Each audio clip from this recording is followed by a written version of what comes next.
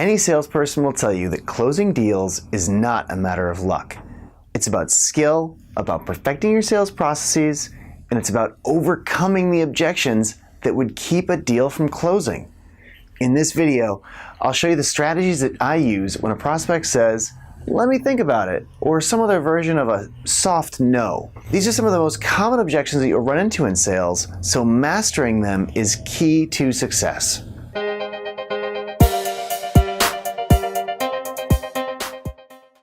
Hermann Ebbinghaus, a renowned psychologist from so long ago that pictures are still in black and white, is famous for a study he conducted on memory. He found out that within 24 hours, most people will forget 75% of what you've told them.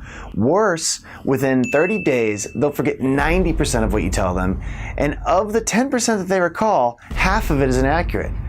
So when you're following up with a prospect to close a deal, after a month, they've forgotten almost everything that you said in your presentation. And on the other hand, when is their memory at almost 100%? Right at the end of your presentation. The end of your presentation is the finale, and that's when you close. Not tomorrow, not the next week, not the end of the month. The reason that prospects respond with, "I'll think about it," is a form of what we call buyer's remorse in advance. When they have to commit, put themselves on the line, there's almost palpable tension, and they sense it within themselves. What if they fail? What if this is the wrong decision? And it's this fear that makes them want to postpone the actual decision making and say things like, let me think about it, or let's circle back at the end of the month. A good salesperson understands that it's their responsibility to uncover the real reasons behind this objection. So the next time your prospect tells you, "Let me think about it," don't make the rookie mistake of saying, "Sure, Mr. Prospect, I understand you need some more time to think it over. How about we meet next week?" Because as soon as he walks out that door, your chances of closing the sale drop dramatically. Remember, by the next week, he's already forgotten 75% of what you told him. What you should do instead is gauge their interest. You push back on the objection gently and say in a measured way, "Mr. Prospect, when someone tells me that they have to think about it, they're telling me that for one of two reasons. One, they're not interested in us. Two, that they are interested but not sure. Which is it?" By asking, "Which is it?" you put your prospect in a position where they feel they need to answer this question because it's a reasonable one. If they say, "I'm not interested, honestly," well, then you're done and you're not going to get a deal here. But most people, they'll reply by saying, "Well, Steve, I'm interested, but I'm just not sure." Which means that you missed something during your presentation or in the sales process at some point. You didn't demonstrate enough value, you either didn't address a key issue, or you didn't tackle an objection sufficiently. When they're interested but they're not sure, the objection is usually one of these three things. It's fit, it's functionality, or it's finance. The first thing you have to do is to ask them and figure out which one of these things it is. Just say something like, "No problem, it's just my job to get you the information and make a fully informed decision here. What aspect are you not sure about specifically?" They'll probably respond with something that points you in one of these three directions to understand what is really making them unsure or uncomfortable. Maybe they're worried the product's not a fit, and they'll say something like, "I'm worried it won't be compatible with our existing environment." Or maybe it's the functionality, and they'll say, "I'm interested, but it seems complicated." Maybe the objection is about finance, and they'll say something like, "It's probably too much money right now."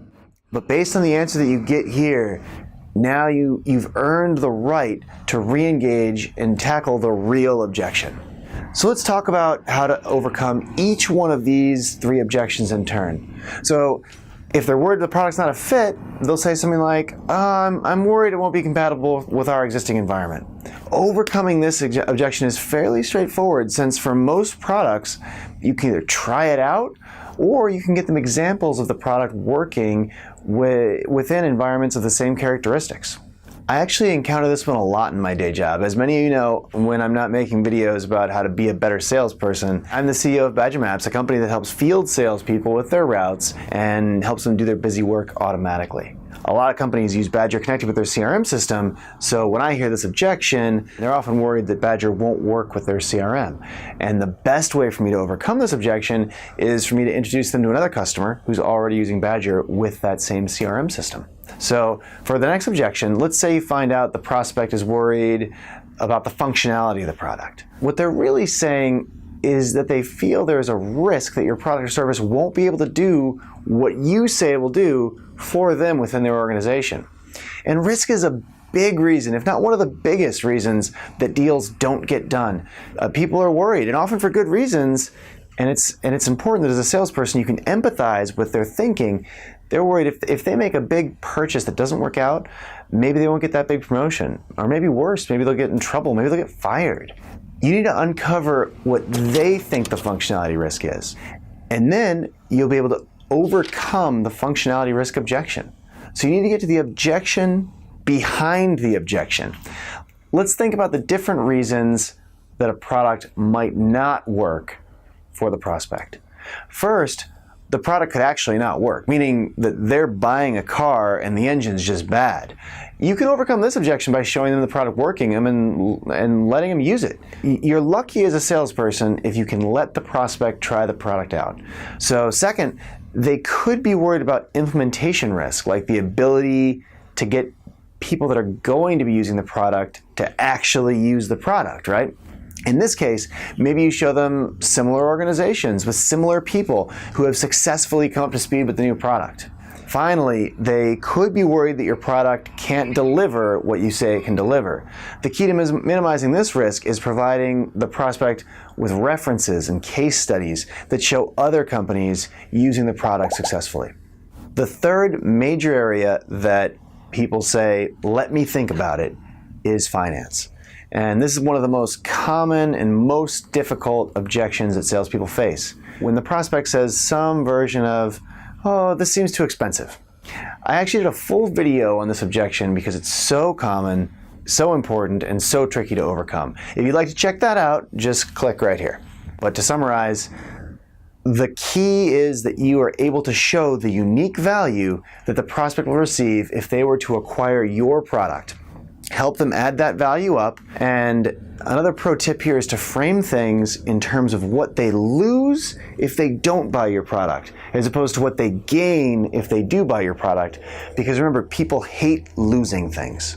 Another tip worth mentioning at this point is how you can turn an objection around on a prospect. And this technique is called the objection sale. This is where you use their objection and you turn it around into a reason for buying if you can neutralize the objection. So the way this sounds is, "Mr. Prospect, if I prove to you that with our training and a little bit of practice, you can master the product within a week, will you be able to buy the product?" And the benefits of this strategy are that it can set you up for a close like we did right here, but it can also uncover another real objection. So what if they answered that question saying, "No, even if we fix the training issue, I would still need to get the CEO's approval for this purchase." So you just uncovered something really important. Okay guys, use these powerful techniques to get your prospects to tell you the real reason why they felt they couldn't sign the deal. And remember, the best salesperson will ask the specific questions to get the specific answers that they need to close the sale. That's it, guys. Thanks for watching, and if you like what you've seen, please share and subscribe. See the link in the description below to get all the field sales training videos that I've made. If there's a particular field sales topic that you would like me to cover, just mention it in the comments below, or feel free to reach out to me at steve@badgermapping.com. Happy selling, everybody.